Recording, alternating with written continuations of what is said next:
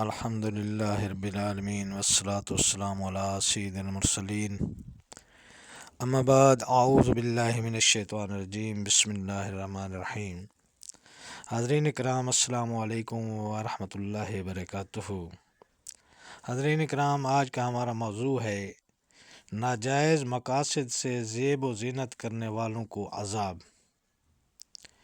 ایک روایت میں ہے کہ حضرت صلی اللہ علیہ وآلہ وسلم نے ارشاد فرمایا کہ میں نے کچھ مردوں کو دیکھا جن کی کھالیں کینچیوں سے کاٹی جا رہی تھیں۔ میں نے پوچھا یہ کون لوگ ہیں؟ تو جواب ملا کہ یہ وہ مرد لوگ ہیں جو حرام یعنی اجنبی عورتوں کو اپنی طرف متوجہ کرنے کے لیے زیب و زینت کیا کرتے تھے۔ اور فرمایا کہ میں نے ایک بدبو دار کنواں دیکھا جس میں سے چیخ و پکار کی آواز آ رہی تھی۔ میں نے پوچھا کہ یہ کیا ہے؟ تو جواب ملا کہ اس میں وہ عورتیں ہیں جو ایسے مردوں کو جھانسے کے لیے زیب و زینت کرتی تھیں جو ان کے لیے حلال نہیں ہیں۔ تو غور کیجئے، کیا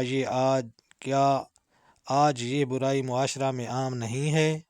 نئی تہذیب کے متوالے مادر پدر آزاد نوجوان لڑکے اور لڑکیاں حرام کاری کے لیے ایک دوسرے پر سبقت لے جانے کو تیار ہیں۔ عورتیں گھر میں رہتے ہوئے اپنے شوہر کے لیے زیب و زینت شاذ و نادر کرتی ہیں اور تقریبات یا بازاروں کی سیر و تفریح کے لیے پورا میک اپ کرنا ضروری سمجھا جاتا ہے۔